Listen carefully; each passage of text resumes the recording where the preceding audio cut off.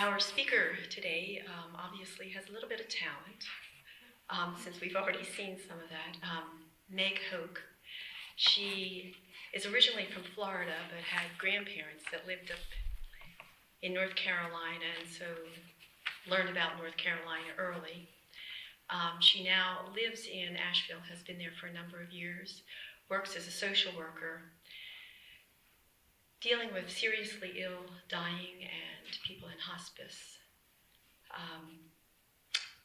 Her background is her mom was a teacher, her dad a Methodist minister. Sort of sounds like it's a mesh of those two. And she also has 2 dogs, and she said if you ask her about them, be prepared for a long conversation. So the title today is What's Your Story? Meg Hoke.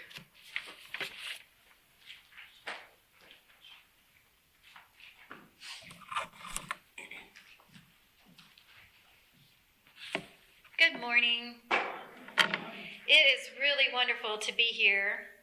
I bring greetings from the Unitarian Universalist Fellowship in Hendersonville.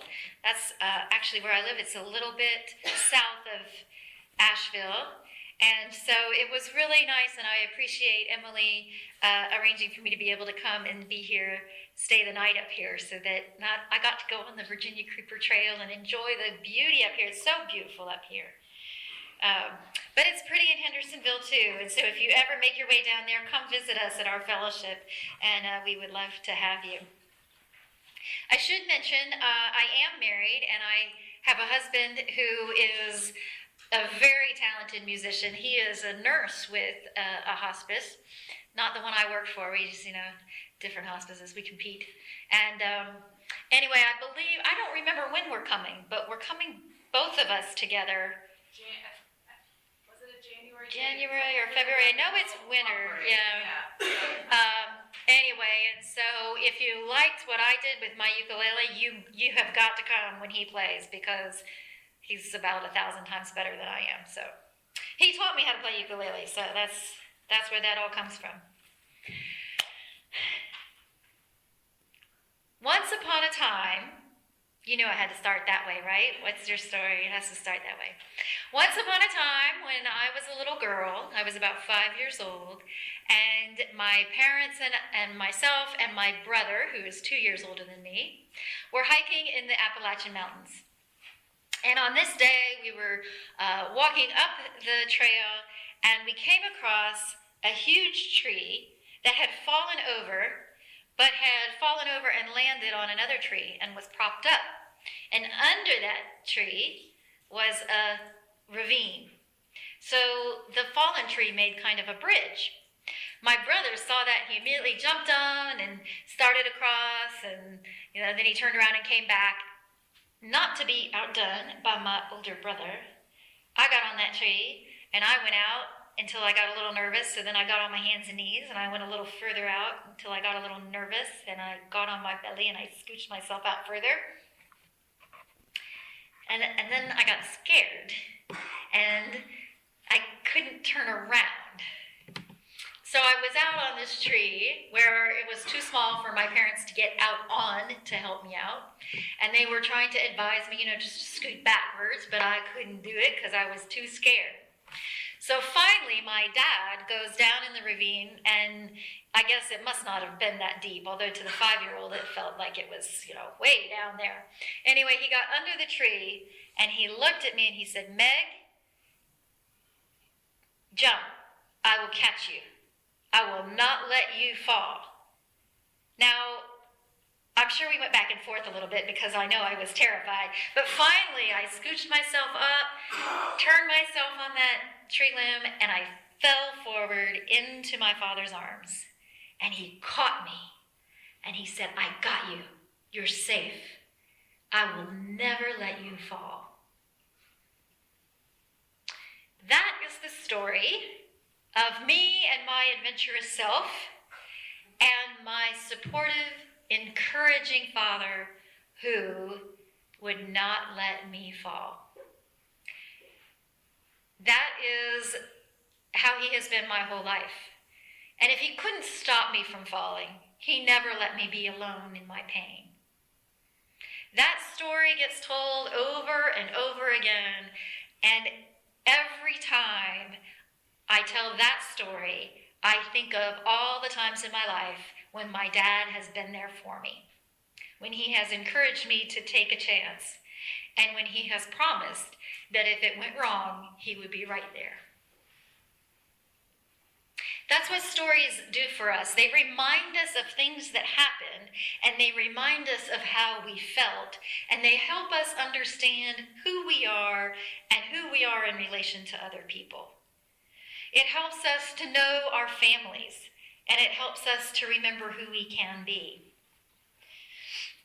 As a hospice social worker, I work in the home care section, and so I go out to people's homes and I visit patients and families, and my job as the social worker is to assess their situation and needs, and I have to do it pretty quickly. So instead of barraging people with a bunch of questions, I just ask them to tell me a little bit about themselves. Usually this leads into what we call a life review, where they just start talking about their life, and sometimes I have to kind of encourage them and ask them questions about how they met their spouse, or how they came to live where they are, or where they were born. But very quickly, that turns into them telling me stories about themselves. And these stories, however brief they are, give me a lot of insight into how they cope or have trouble coping with stressful and emotional times. It tells me what they think is important. Once I visited a woman who, her husband had just died a few months before. He had died suddenly, and he had died right in front of her. And now she was caring for her brother who was dying of cancer. We were sitting on her front porch that day when I asked her, how are you dealing with all of this? How are you getting through the day? And she said, well, you just do. You just keep on going. And then she pointed across the valley to the mountain on the other side. She said, see that mountain? My family has lived here for generations, and we used to own the land from that mountain across the valley all the way over here. She said, it goes back to the Civil War. She said, then she told me a story about her great-great-grandfather, Billy. And she said, now, when the Civil War was really going on, the Confederate soldiers would come around to conscript young men to fight. And when they came into town, and her great-great-grandfather, Billy, was sure they were going to come for him. So he and another friend who she said had a bad foot, decided they were going to run to the north. And so they did, but apparently the Confederate soldiers heard about them, knew about them, and came right after them. And so there they were, the three of them, trying to get away, and here the soldiers were, and they had their dogs with them, and they were hunting him down. And as they're running away, a thunderstorm is coming up, and they're slowed down by their friend Jimmy, who has a bad foot. So Jimmy says, you know what, guys? Go on. Just go on. Leave me. Go. So they do. And the storm comes up, and they could hear the dogs barking and baying, and they were sure their buddy Jimmy got caught, and so they were able to run away and get away. And then this woman turns to me and she says, but you know what? That Jimmy, he climbed a tree, and in the storm, the dogs couldn't figure out where the heck he had gone, and the soldiers gave up and went away. He said, and then Jimmy got down and followed after his friends, and it took him 2 days, but he found them again. She said they went on up to the north, and they worked at a shoe factory until the war was over, and then they decided to come home, walking. They were walking from Ohio to North Carolina, just across the mountains. So they were coming home, and her great-great-grandfather Billy falls sick, and he is sure that he is just going to die. So he tells the other two guys, go on, leave me, you can't just sit around here with me. So they go on, and he stays there and stays under a berry bush for 3 days. And for 3 days, he has nothing to eat or drink but those berries from that bush. And he gets better. And so he gets up, and he walks the rest of the way home alone. That was the story she told me in response to my question of how do you get through the day. Her family's history, her family's story is about just doing what you need to do, just continuing to move forward, one step at a time sometimes, but that eventually you will get where you need to be.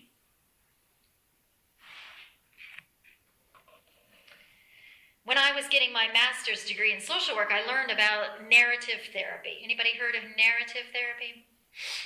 This approach recognizes the importance of our stories. Sometimes we just need to tell our stories, and sometimes over and over again. The telling and retelling helps us to process it and wrap our brain around what just happened and kind of make some sense of it. It helps us to feel understood by other people and then to receive their support. But sometimes we struggle to understand our story or to make something of it that's constructive. So narrative therapy can be used to help people remember or reframe those stories, especially those that are troubling or disturbing to us. When we retell a story, especially from childhood, and understand it from an adult point of view, we can sometimes let go of unhelpful emotions. I took piano lessons for 7 or 8 years when I was a kid, and my last piano teacher gave her lessons from home. So when I was about 12 or 13, I went to my lesson, and my piano teacher wasn't home, but her husband was. And he said, "Oh, she'll be back soon. You can wait with me. You can come sit on the couch with me. I'll give you a back rub." And I knew there was something wrong with that. I knew I didn't feel right with that. And so I said, "No thanks, I'll just wait outside." And I went outside and I left, and I told my mom I didn't want to go to piano lessons anymore. I was done. But I knew there was something really wrong with that situation. I knew I felt bad about that situation, and I knew I was embarrassed, and I became ashamed because I didn't understand it. And I never told my mom what happened. I never told anybody what happened. And I just felt bad about it. And I didn't think about it or talk about it until I was an adult and something happened. And I remembered it, and I retold that story. And when I retold the story, I suddenly realized what the truth of that story was. And I understood that instead of feeling bad and feeling embarrassed and feeling ashamed, I could feel proud of myself because I took care of myself. And I could feel grateful to my parents who instilled me with that self-confidence. And I could feel angry at that man who was that way. How dare he do such a thing? How dare he come on to a 13-year-old girl? How dare he? And so I found healing in the telling of the story because I understood it differently. Brene Brown is a research professor at the University of Houston College of Social Work, and in her book, Rising Strong, The Reckoning, The Rumble, The Revolution. I mean, that is an awesome name for a book. Just right there, you're like, ah. Anyway, she talks about the power of what I think of as micro stories that we tell ourselves every day. Her example is that one day her husband went to the refrigerator, opened it up, and said, "There is nothing to eat in this house." And she said she flew off the handle and said, "I'm doing the best I can. You can shop too." She took his words and made this little story about how she's a bad wife and mother who doesn't take care of her family because she doesn't keep enough food in the house. And then she continued on with the story of how her husband was a bad husband because he made her feel bad for that. That is a lot of story for one little comment. But we do it all the time, don't we? We do it all the time. Because we have this narrative in our head about who we are and what we do or don't do. And so when things happen to us, we interpret them to fit this narrative that we have going on in our heads. Don't we? Yeah. And I believe that this same thing happens on a macro level. This is pretty obvious in our current political conversation. I'm sure we can all listen to the various candidates and supporters, and we will hear them tell a story of America that may or may not sound accurate to us. The same is true for national and international events.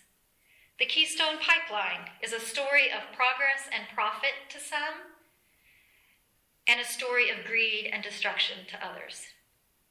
To some, the story of the Syrian refugees is about homeless families torn apart by war who need shelter and care. To others, it is a story of our vulnerability to what is unknown and foreign and dangerous. I believe that if we can listen to not just opinions, but to the story that informs that opinion, we can communicate with each other much better. We change minds by listening and understanding and making ourselves understood, not by posting on social media. I was very opposed to the Iraq War back, in the 90s when that was going on. But I worked in a very conservative environment at that time. That was not in Asheville. And so sometimes there would be conversations going on, and I felt uncomfortable being silent. But I also knew that if I just gave my opinion or spoke in what I thought was an extremely logical fashion, that I would not be heard. So what I did was I told a story about my fear and anxiety and grief that my husband's nephew, Andrew, was being deployed over there. And I talked about how I was afraid that our country didn't do everything that it needed to do to prevent bloodshed. That our country didn't do everything, that it wasn't going over for the reasons that would make his sacrifice worth it. And when I spoke in those terms, in the terms that were very personal and emotional about why I felt the way I felt, and this story of Andrew, who is this sweet, smart, caring young man who signed up because he believed that was a way he could serve, then we could have a conversation. Then we could talk about how we felt about these things that were going on and how our country was reacting. Unitarian Universalists believe in the worth and dignity of every person.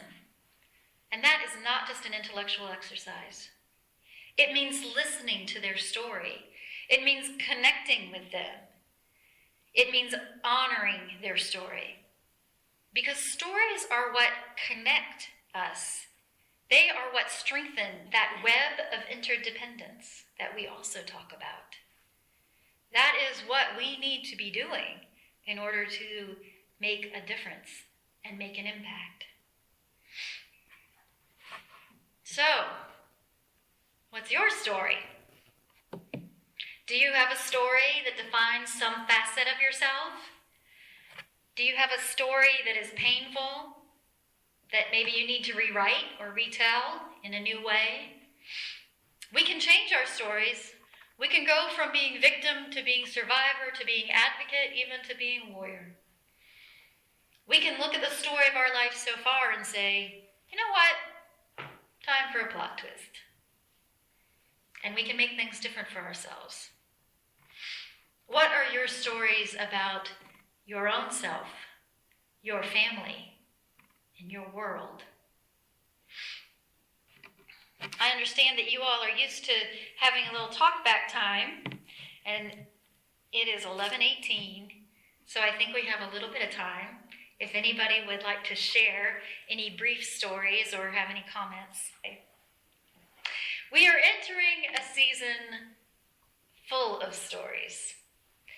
I know today, actually, the children are learning about the Day of the Dead, which is a celebration of people that we have loved who have died. And it is a time of telling stories about those people. But as we enter Thanksgiving and the December holidays, these are stories of starving people who came to a new land to avoid religious persecution. Stories of people besieged by war who are miraculously given light. And a story of a homeless family given shelter to birth their baby, who, it turns out, has an incredible story to play out himself. And of course, we understand these stories differently according to our own experiences and knowledge and understanding of history. But at their core, the intention of these stories are to tell about courage and love and compassion and hope. Always hope. Because as long as there are stories to be told, there is still hope.